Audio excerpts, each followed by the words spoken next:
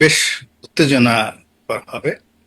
যেমন জামাতের যারা লোকজন আছে তারা ঘন ঘন আরবি বলার চেষ্টা করবে, তারপরে বিভিন্ন শব্দ বলবে, ইমানের কথা বলবে, একিনের কথা বলবে, ইমতিহান বলবে, এগুলো শুনতে মানে একটা ওয়াজের কারখানা হয়ে যাবে সেখানে। এবং অনেক মানুষ, জামাতের যারা লোকজন আছে তারা যখন সেখানে ওয়াজ করবে, সংসদে আমরা এইভাবে 80-র দশকে যেভাবে পার্লামেন্টের উপভোগ করতাম, এবার এইভাবে সেভাবে করবে। এমনকি সংসদে যদি জিকির জিকিরের আসর বসে, হুম। যে তাহিরি যে জিকির করে না, সেই ডিজে জিকির, হুম। এরকম জিকির আসকার যদি হয়, মিলাদ হয়, কিয়াম হয়, তাহলে তো দেখবেন ধর্মপ্রাণ যারা মুসলমান তারা হুম। সব কাজকর্ম বাদ দিয়ে টেলিভিশনে এটা দেখবে আর কি। তাহিরি অবশ্য হেরে গেছেন, আবার কিন্তু আমির হামজা যাচ্ছেন সংসদে। হ্যাঁ, ওই তো আমির হামজা কি পাশ করছে? হ্যাঁ, হ্যাঁ। ও মাই গড, তাহলে কুষ্টিয়া। আমির হামজা তো অনেক, হ্যাঁ আমির হামজা তো অনেক ভালো ওয়াজ করে, অনেক ভালো ওয়াজ করে। ফলে সে যদি ওখানে রাশ্মিকা মানে মান্দানার টান চেহারার দেয়। কাটিং ভালো ইত্যাদি বক্তব্য আমরা হ্যাঁ হ্যাঁ মানে হ্যাঁ হ্যাঁ হ্যাঁ, 157টা দেশের মধ্যে 1 নাম্বার কাটিং চেহারা। রাইট রাইট রাইট, ওটাই বলতেছি। তো ওটা এই জিনিসগুলো মানে হিজ ভেরি স্মার্ট ফেলো, এবং সে হয়ে আসছে কুষ্টিয়ার মতো জায়গাতে, চারটিখানি কথা নয়। তো সে জি। যখন ওখানে কথা বলবে, তার সামনে সে যখন মঞ্চ নিবে, এমন বিষয়ে কথা বলবে, স্পিকার চেষ্টা করলেও তার সময় কমাতে পারবে না। সে দেখা গেল যে দেখেন, মাননীয় স্পিকার, আমি এখন কোরআনের এই আয়াতটি বলবো, 5 মিনিট তার সময় সে টেনে নিয়ে গেল 50 মিনিট।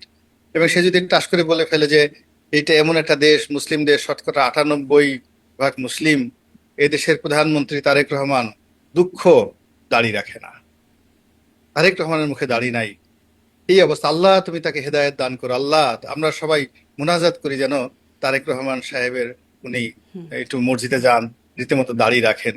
সবাই টেবিল থাপড়িয়ে থাপড়িয়ে এই কথাগুলো বলবে, এবং তারেক রহমান সাহেবের অবস্থা তখন কি হবে?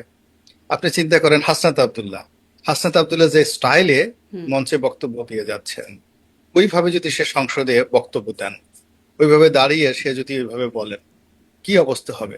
তারপরে নাসিরুদ্দিন পাটোয়ারি যেভাবে মির্জা আব্বাসের জীবন হারাম করে দিয়েছেন, ওই নাসিরুদ্দিন পাটোয়ারির স্টাইলে যদি পার্লামেন্টে বসে সমস্ত জাতির সামনে এই মির্জা আব্বাসকে আবার আক্রমণ করা হয়, বিশ্বাস করেন উনি ওই পার্লামেন্টের মধ্যে হার্ট অ্যাটাক করবেন।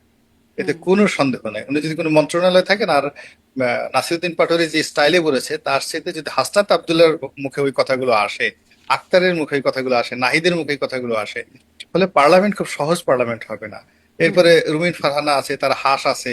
হ্যাঁ, তো সেই রুমিন ফারহানা যদি কোনো কারণে জামাতের সঙ্গে রুমিন ফারহানার একটা ভালো সম্পর্ক হয়ে যায়, খুব হুম। যেগুলো, তো সে খুব জেদি মেয়ে, তো ভীষণ রকম জেদি মেয়ে।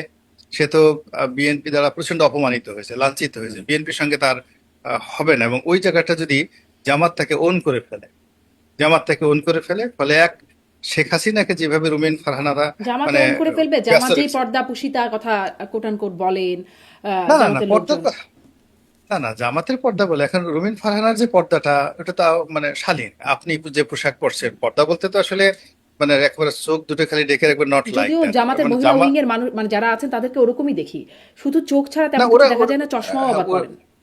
ওটা আছে, কিন্তু তার মধ্যে ওই যে কি এক ঢাকা বিশ্ববিদ্যালয়ের মহিলা আছেন, মোনামি, সেও তো আছে, হুম।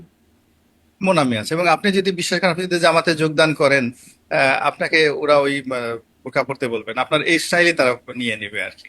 হুম। বিকজ ওরা তো আসলে রাজনীতি করতে আসছে, বুঝছেন, রাজনীতি করছে। ফলে রুমিন ফারহানার যে মেকআপ গেট আপ আছে, ইটস ওকে। এখন সে যদি টাইট জিন্স পড়তে চায়, প্যান্ট পড়তে চায়, তখন হয়তো জামাত বলবে যে না, এটা ঠিক না, হচ্ছে না। মোনামি ম্যাডাম কিন্তু কিছু কিছু বলেন না, অতএব অসুবিধা নেই। না হ্যাঁ হ্যাঁ হ্যাঁ, ওটা বলে না। তো যার জন্য যে আপনারা যে আবহমান বাংলার যে শাড়ি পরে আছেন, যেভাবে স্বাভাবিক আছেন, বা ইভেন আপনি যদি মমতা ব্যানার্জির মতো চলতে চান, ইটস এ ডিসেন্ট, হুম। এটা ডিসেন্ট, এর জামাত নিষেধ করবে না, এটা নিয়ে সমস্যা হবে না আর আচ্ছা, কি। মানে আমার জামাতে যেতে কোনো বাধা নাই।